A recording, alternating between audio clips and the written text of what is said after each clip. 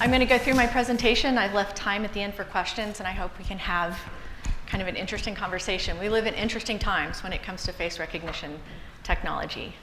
But before you can really talk about how computers see faces and recognize faces, you have to take kind of a step backwards and think for a minute about human face recognition. How do we see? Because it's actually an amazing thing that I don't think people appreciate enough.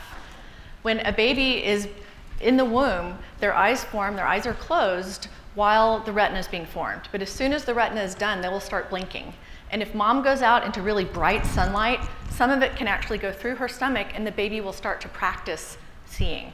But it's not really until they're born and open their eyes for the first time that they see, and they can see, which is amazing to me.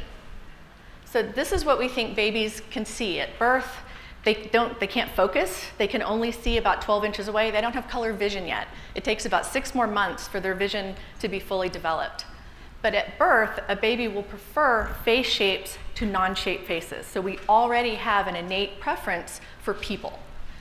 And by 3 months, they're starting to develop color vision. They can start to see red. That's the first color that comes out, followed by the others. They can recognize their primary caregiver, as well as an adult can recognize a person that they know well. I mean, that's amazing. But it also kind of makes sense because we live with other people. We live in groups. And so being able to recognize your primary caregiver and the people who you're with is really, really important. Our brains are, and most people think that you see with your eyes. You actually see with your brain. Your eyes are the sensors that pull data in, but you spend about 30% of your brain processing vision and all of that data compared to about 3% for hearing. So it's a process that's going on. It's really complicated. It's really complex. It takes up a lot of time and processor, clock speeds. We are so good at finding patterns, and specifically faces. There's actually a specific part of the brain called the fusiform gyrus that is dedicated to looking for patterns and looking at faces. We're so good at it that we see them when they're not there. And this is pareidolia. People used to think it was a sign of mental illness. It's just your brain being so good at finding patterns and faces that it finds them even when they're not there. On the flip side, you can also have a condition called face blindness. It's very rare, and it's usually caused by some kind of a head injury, but there are some people who absolutely cannot recognize people. They just do not have the ability to make that connection and see the pattern. And if you think about when you see a person you know and you recognize them, it's really hard to understand how you do that. I mean, describe it to somebody else. How do you know that person? You just kind of do. To me, it's just an amazing thing that we're able to do. And here's one last example of what I think is just amazing. This is an image that you can see that represents a concept from entertainment. It's a TV show that's been on the air for a very long time. And most people, if they give it a little bit of time, will figure out what this represents. Has anyone figured it out? Okay, we've got a bunch of people. So it's this. It's The Simpsons. But think about this.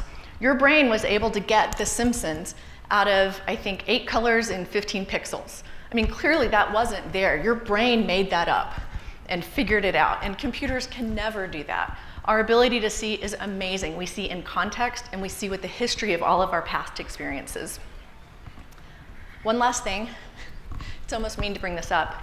Your nose is in the middle of your face. You can always see it. It is visible to both of your eyes 100% of the time when your eyes are open. And yet, unless you try to focus on it, you probably don't notice it. That's because your brain filters it out, except now I bet you see it. The other thing I think is really interesting is because of the way the retina is formed, there's actually a hole where the optic nerve goes through to the brain.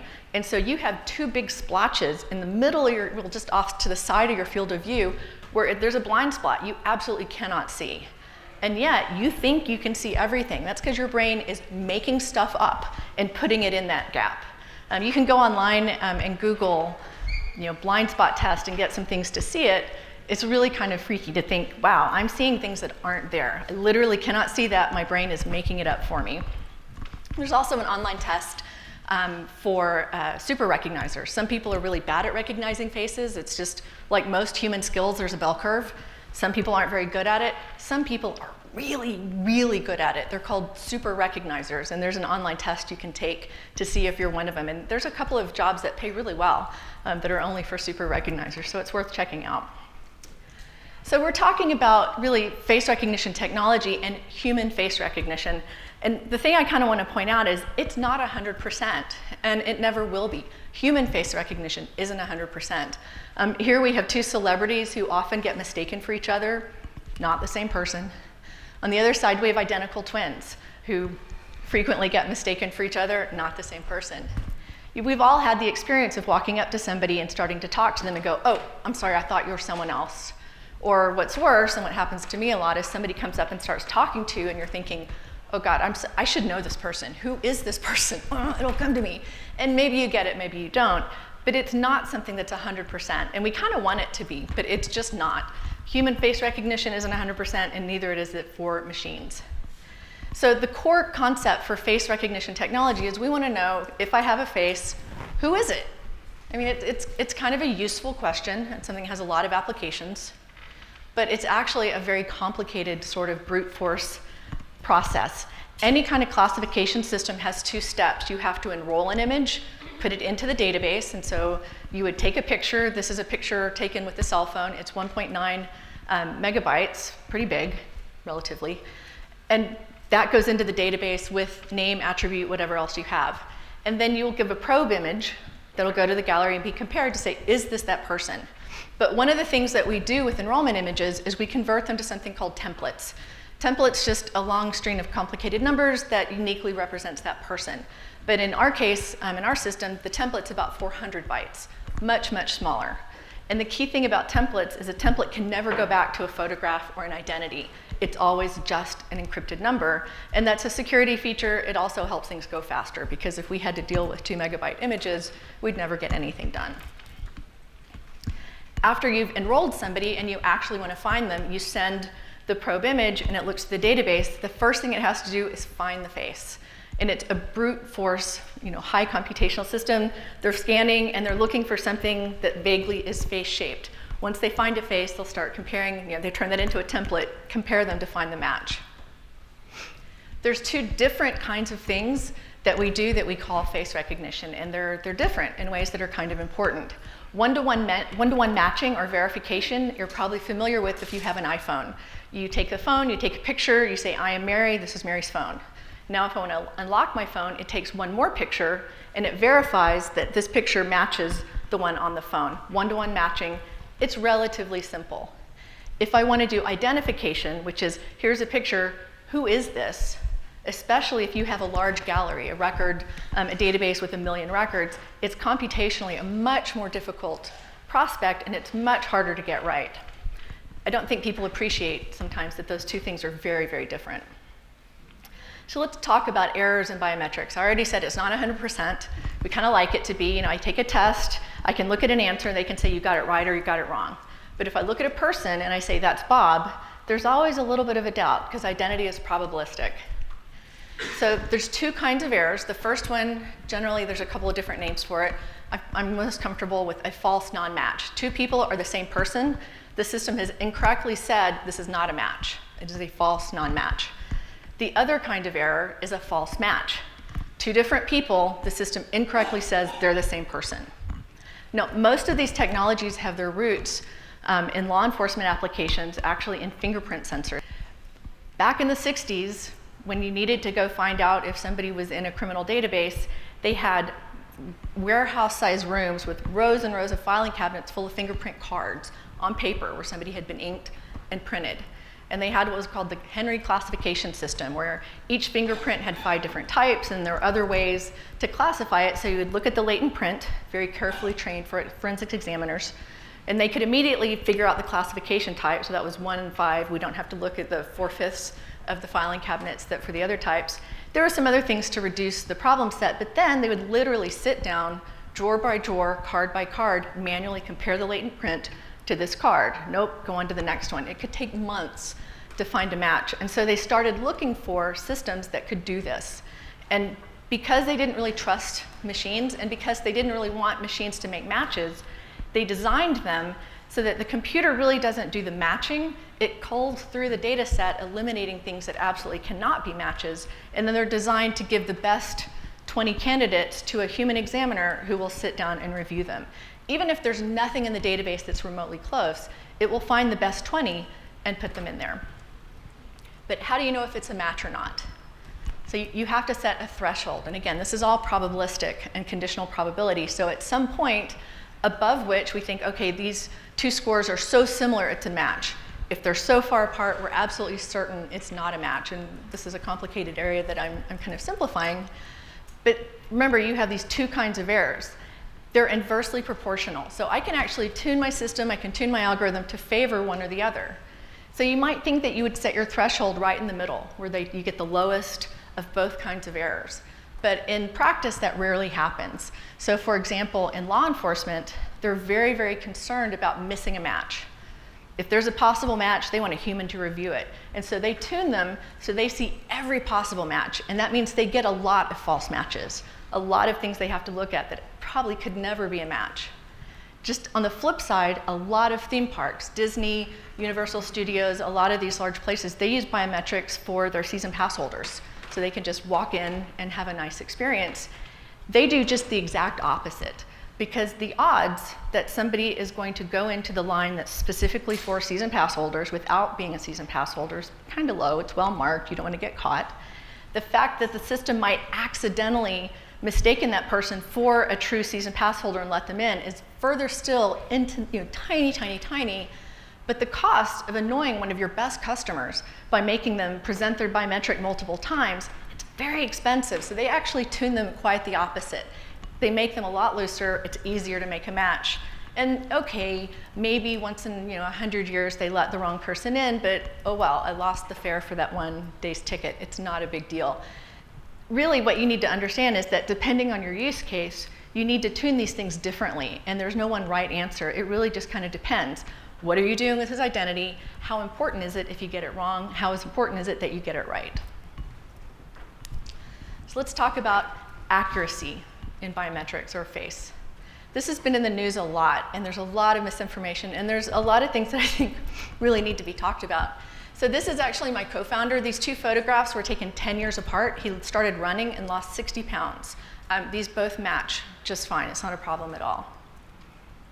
Here's a picture with some things that we did. These are things that people will commonly think will mess up face recognition systems. I'm just going to let you look at this for a few minutes and try to think which ones do you think will work and will fool an algorithm and which ones will not work.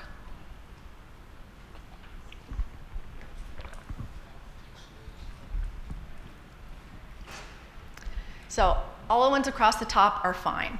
An algorithm will be able to get, isn't bothered by face paint. You can do, gems or sequins glued onto your face, hats, sunglasses, all of those things, not a problem. The one on the lower left, again, these are kind of black box systems. It's impossible to know exactly why, but my suspicion is because you can't see the eyes, you can't find the face. If you can't find a face, you can't match a face. And so I think that's what's happening there. And then if you distort the face shape enough, again, if the computer can't find a face and say this is a face, it won't be included as a candidate and even tried to match. And so you have to really come up with something pretty extreme to do that. And later, if you want to talk to me, I can give you all kinds of tips for avoiding face recognition if you don't want to be captured by cameras. The easiest thing in the world is just have your cell phone out, look down at it, and walk around. Because almost every camera is up at the corner, at above eye level. If you have your head down, they're going to be looking at the top of your head, not your face. Can't find a face, can't match a face.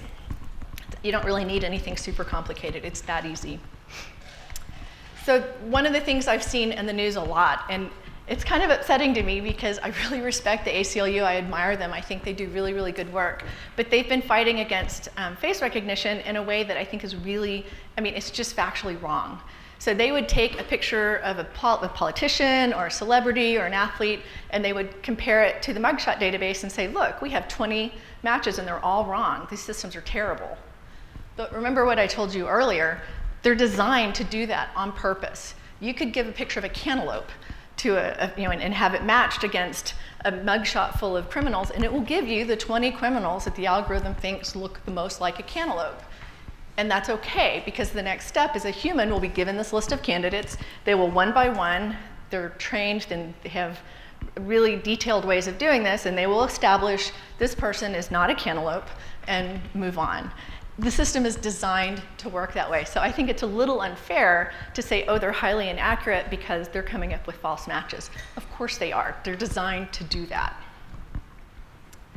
There was another case I saw in the media that I thought, it was interesting in that I think it's scary, but it's also widely misreported. And so this is in Wales, in the UK. So the police put cameras all over a football stadium. I would call it a soccer stadium. And we don't know how many people are on the watch list. I wish I did, because I think that would be interesting.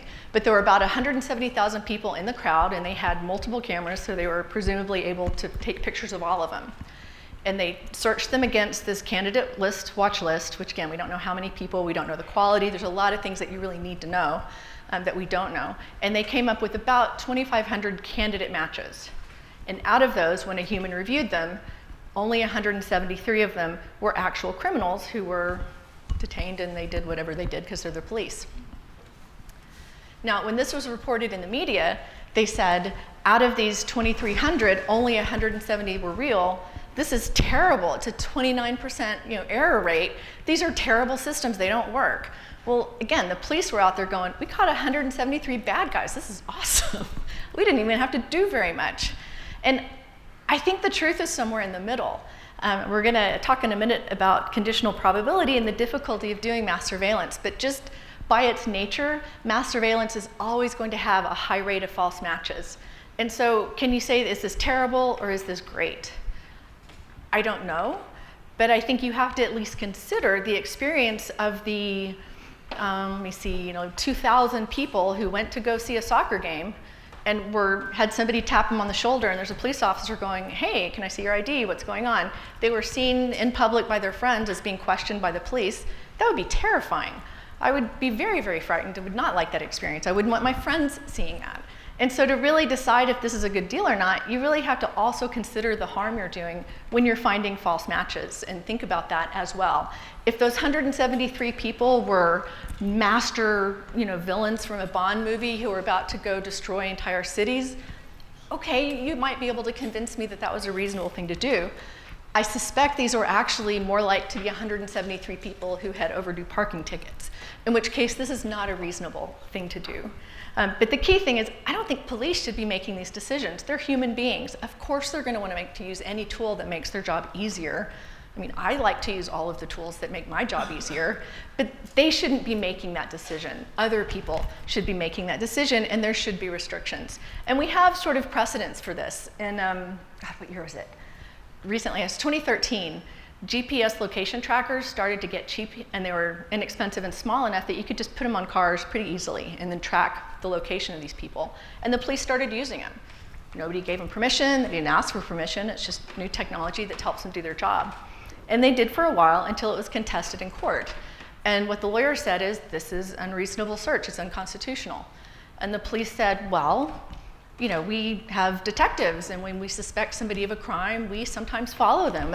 We're just using technology to help us do what we've been doing anyway. This isn't new. And the court said, well, you can follow one car. This technology allows you to follow all of the cars. And no, that's unreasonable. And so now, since 2013, you have to get a warrant to use a GPS tracker and put on a car. And I think that's kind of an analogy of where we need to go with some of the identity technology that's coming out. We need to have a thoughtful conversation about how do we restrict it and how do we use it appropriately. And it's really, really hard to talk about. And it's because it's probabilistic. And I'm going to use a medical example because I think it's a little easier to understand. And this is personal to me. I've been pregnant twice, and both times every pregnant person in America gets a really simple, non-invasive test, a test for Down syndrome. Both times I tested positive, which was really scary. And they said, don't worry about it, it's okay. What are you talking about? This is not okay. So the probability of actually your baby having Down syndrome is 1 in 800. Okay, it's not, I'd like better, but it's not terrible. The test itself has a false positive rate of about 0.05 and a false negative of 0.19.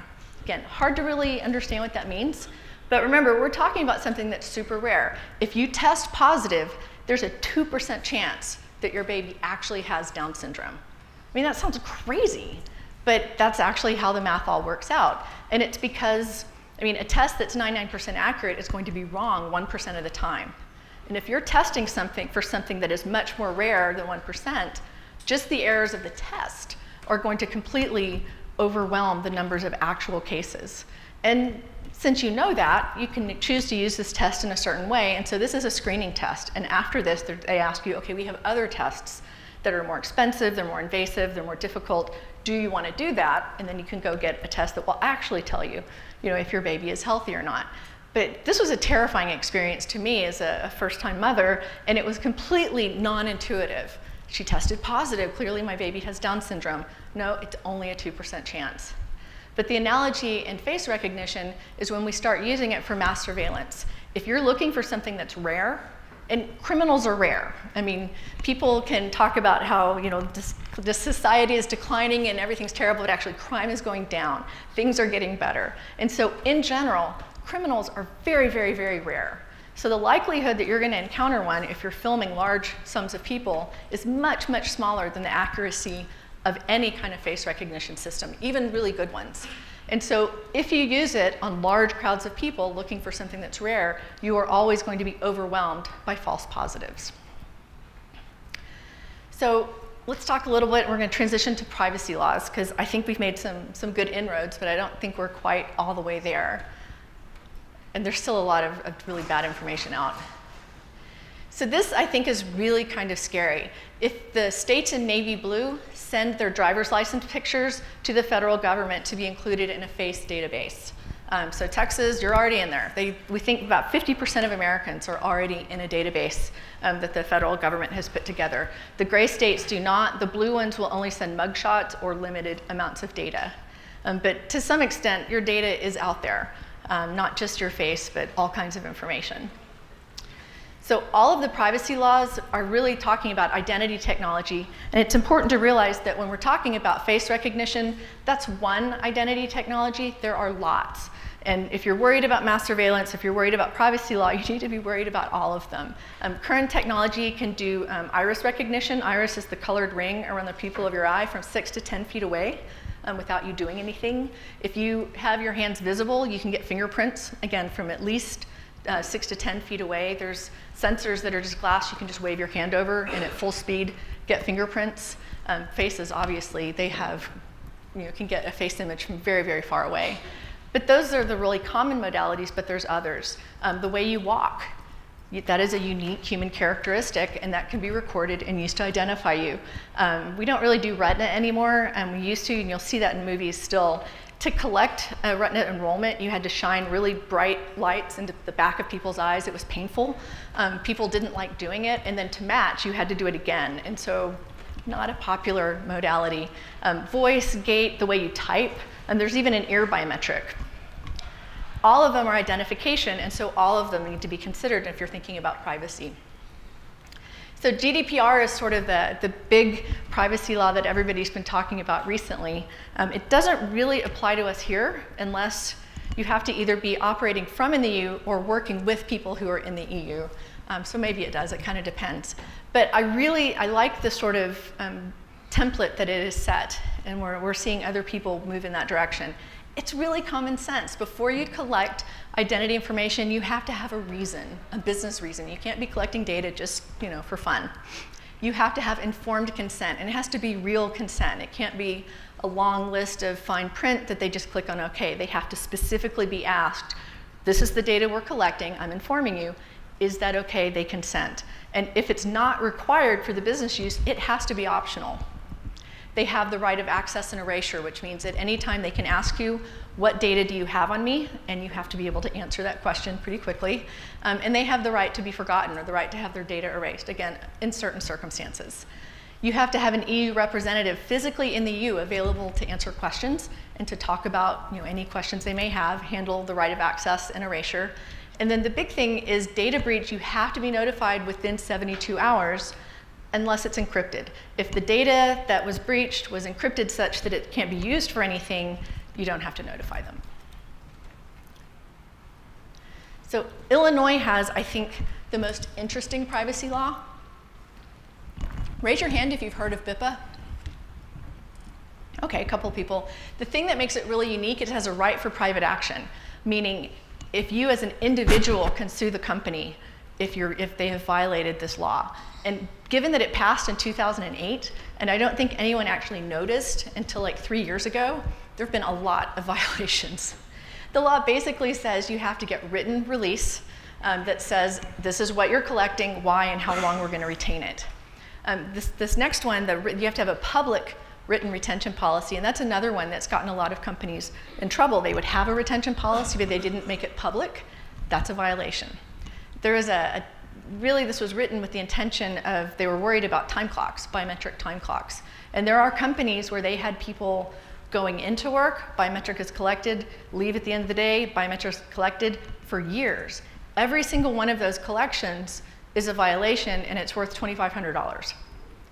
And the individual has the right to sue directly. They don't have to have the Attorney General bring suit. So it's been the source or the inspiration for a lot of lobbyists and a lot of money. Facebook, Google, all of them are facing massive fines, and they're fighting it very hard. So far, they've been totally unsuccessful. There are restrictions on how you can sell and share data, and you'll see this in a lot of the state laws. You have to store any of this identity data at or above industry standards, or as securely as the most confidential data that you have. Texas, I don't know that a lot of people realize this, has a biometric law, and it's from 2009. It's not very well written, but hey, it's better than nothing. It basically, again, they were thinking about biometric time clocks, so it really covers the relationship between a Texas employer and the employee. It says you have to get consent before collecting biometric or any kind of identity.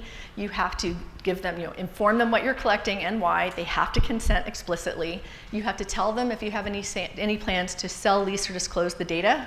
There's restrictions on what you can do with it. You have that same reasonable standard of care for how you store the data, and you have to destroy it if you no longer need it or use it at up to 1 year since you've last used it. It's kind of vague because it specifically applies to commercial use, which is not defined, and there's a couple of things that are in there that are a little odd, but still, it's a good start. Washington State was the next one to come up with a very specific law. This one applies to any company collecting for commercial use. Again, that's a little vague. But before you collect data, you have to inform people. This is what I'm collecting and this is why. You have to get explicit consent.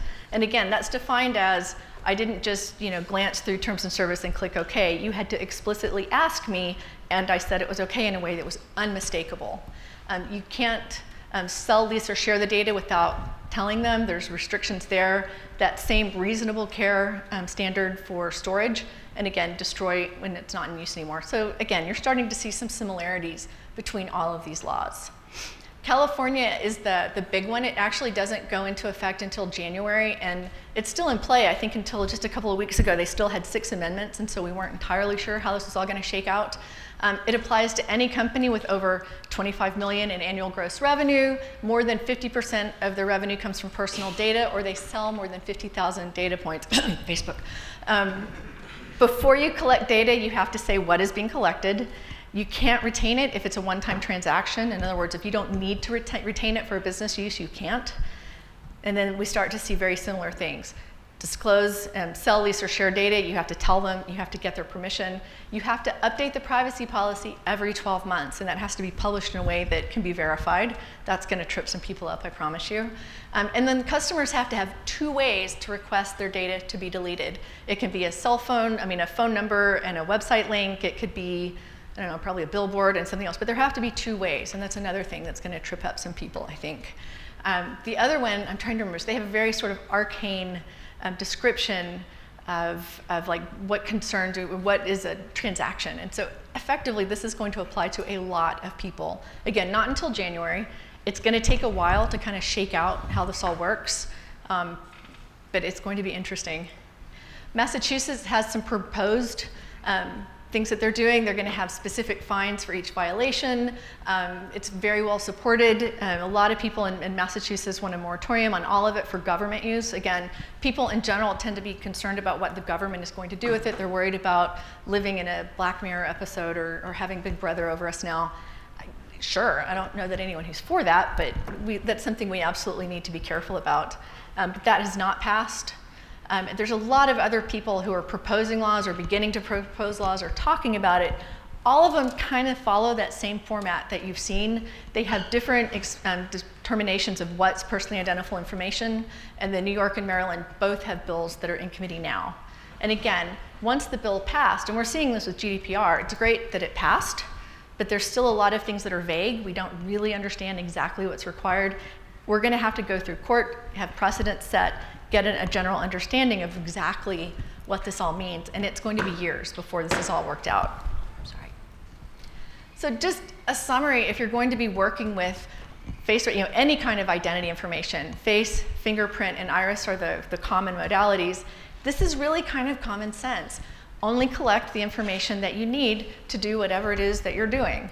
Get real informed consent. Don't try to hide it. Don't try to slip it through a terms and service.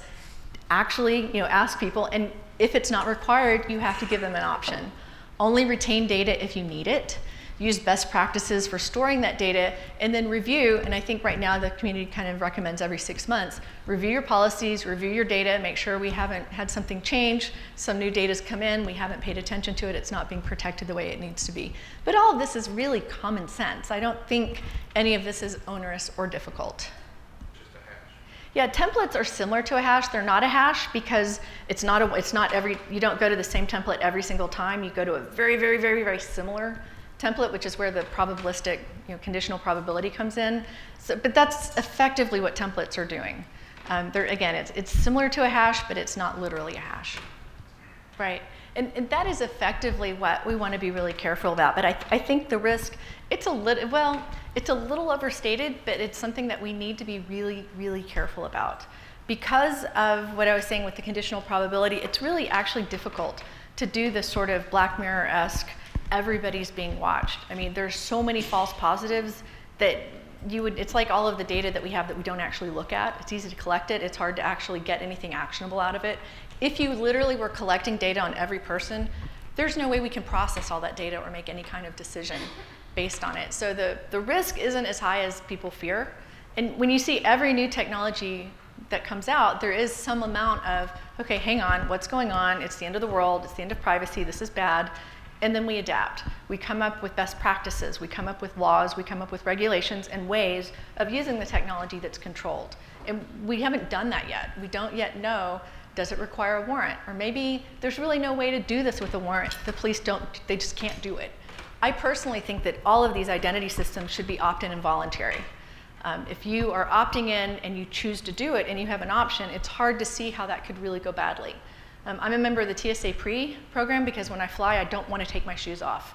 They're about to introduce face recognition, and so I'll be able just to walk through. I don't have to stop, give my driver's license to the guy. He doesn't have to scribble on it with really bad handwriting. I can just walk through, put my bag on the belt, and walk on. I'm a fan. I will choose to do that, but I will absolutely always want there to be a choice not to do that. Because me using this and me deciding to give my data to get something in exchange is very, very different from having something done to me. Well, one thing I was also going to say is we've actually seen this play out many, many, many times. I was reading, I just think the history of sort of how we adopt new technology is really interesting. When cars first came out, there were all of these people writing to the paper, incensed and terrified. It was going to be the end of society because they were in the way of people. These paths and these roads were made for people and for pedestrians, and these cars were taking up all the space, and they would hit people. And there was the Gilbert and Sullivan, I can't remember his name, he actually wrote a letter to the editor. He said, we should be allowed to just shoot on sight, discourteous drivers. They're a menace, and these cars should just go away. Okay, that didn't happen. When Kodak came out with portable cameras, cameras used to be really big, the old school. When they came out with portable ones, again, this is the end of privacy. You can just go out, and people could be taking your picture, and you don't even know. This is the end of society. It's the end of privacy. This is a terrible, terrible thing. But we adapted.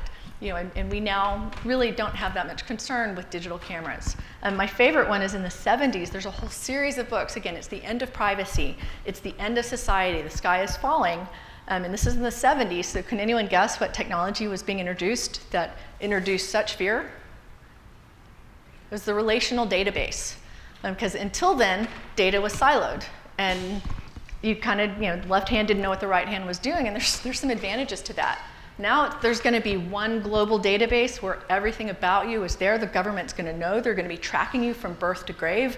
It's the end of the world. Didn't really happen that way. And I think relational databases are pretty useful. I think we're going to see something similar here. We're going to adapt. We're going to come up with rules and restrictions and things that we can and can't do with identity. Some of it will be legal, some of it will be cultural, and we will move on and find a way to use these in ways that help us and prevent people from using them in ways that hurt us. Well, we've already made some decisions about what you have to do to travel. You have to have some kind of ID and identify yourself to enter the country or to enter a foreign country. If you want to go to Britain, you have to give them some kind of identification, and they get to say, no, we don't want you. You have to get a visa, and they can say, yeah, I don't think so. You can't get a visa, you can't come in. We've decided that that's okay. Same thing with air travel. I'm not really sure how or why, but we've decided it's okay to identify yourself. I think it's really interesting because I'm a libertarian. I've never been through that machine once. I opt out every time, and I travel a lot. People at the airport know me. I just don't like them. And honestly, I've gotten asked over and over again, okay, it's not that big of a deal. It's not going to give you cancer. And I say, honestly, it's just because I can. I think we have to exercise our rights or we'll lose them, and so I'm opting out because I can.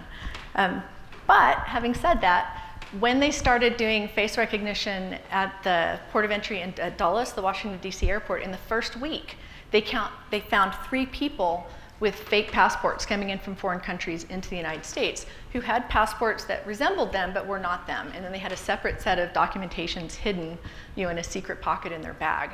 3 people in the first week. I can argue on whether we should have the identity of people who come in. We can go into immigration politics. But we have decided that we get to decide who comes in, and so the fact that we found 3 in 1 week is a little unnerving. Who are these people? What are they doing? Why aren't they using their regular passport? What's up? I don't know. I think there's a fine balance between we have a police force, and again, I'm a libertarian, but I still want to have a police force because I'm small. I was the nerdy kid in school. I needed somebody to watch out for me because if we're going to live in mob rules, I'm going to be somebody's property. So if my house is getting broken into, I'm not going to stand up and handle that. I'm going to call 911. I have strong issues about how we do policing, things that we should do differently, but at the end of the day, I would rather have a police force than not have one. Again, that's because I'm small. Other people may feel differently. So these are the kinds of conversations that I think are really important to have.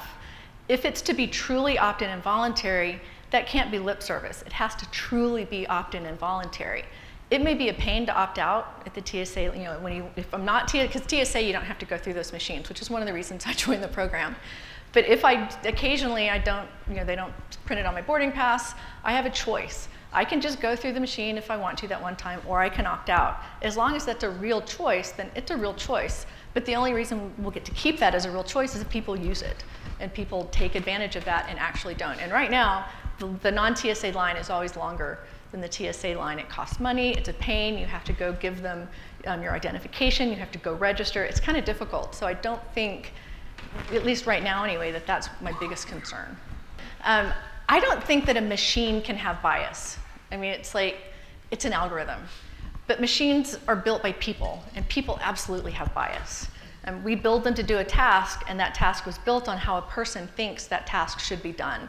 And so there's a whole set of assumptions in that. And in general, for machine vision, when you're going to train an algorithm, and this is a gross simplification, we don't actually know how they work. Back 10 years ago, face rec isn't new. We would use a thing called eigenfaces, which was basically linear algebra. You could kind of think of a face represented as a series of faces all laid on top of each other. So it'd be like, well, my face is 20% of Susan with a -5 of Bob, and these 3 people, and that all combines to be me. So it was this really complex, and it worked okay, 80%. We don't do that anymore. Now we've got deep learning and AI, and it's all just a black box neural net. We feed it a ton of trained data sets. These are two people who are the same face. More data, the better. These are two people who are not the same face. And with massive amounts of data, then you start telling the computer, okay, tell me, do they match or not? And you check it, they get really, really good. But those algorithms are only as good as the training data. So if you put your training together well, and this is an art more than a science, you'll get a very accurate algorithm. And there's some really good ones out there. If you put your training set together badly, you're going to get garbage in, garbage out. And so there were some early algorithms that really, they were all trained on white college students because those are the faces that are cheap and easily available. And so they worked really well on 20-year-old white guys and not as well on other people. Since then, people have improved algorithms. They're constantly trying to come up with more data, make them better, and make them more robust. But again, identity is not 100%. Any given group of people, it's not going to be the same because humans can't do it that well. I'm trying to remember the name of it. There's actually a name for this, and it's true. People recognize their own, the group of people that you grew up in, you will recognize them better than the people you didn't grow up in. So if you grew up on an island with Alaskan Inuits, you would see all kinds of differences in their faces, and you would be able to recognize Eskimos with huge details. They all look the same to me. And then if you take that person and then go move them to America, they look at all these white people and go, man, they all look the same. That's because our brains are that's how we trained the brain, the algorithm. You grew up seeing a certain set of faces. We're really good at recognizing faces that we are already familiar with. We're really not very good at recognizing unfamiliar faces, not nearly as good as we think we are. The advantage a computer has is it can look at 1 million faces without getting tired. It's a tedious, repetitive task. People are not very good at it. Computers aren't 100%, but neither are people. Does that make sense? Again, there are huge issues of bias, specifically in policing, but honestly, and this is sort of a contrarian position, I think algorithms are going to do more to help than to hurt, because bias comes from people. And one of the reasons I was telling you for fingerprint analysts, they're always given 20, and that's on purpose, because they don't want the person to just let the machine do something. If the machine says, oh, here, there's one candidate, I'm not even going to look at it. Yeah, that's it. If I get 3, the top one's probably it. If I get 20, none of these are a match. I stop doing it because it's a tedious, repetitive task that people aren't good at. So they specifically give them 20 and force them to analyze all 20 of them. Even if the first one's a match, you have to go process all 20 of them, and you send that to somebody else. And if there is a match, it's double-checked by an independent person who doesn't know the answers that you got. Because it's a very, very difficult task. It's difficult to do well. It's difficult to do without bias.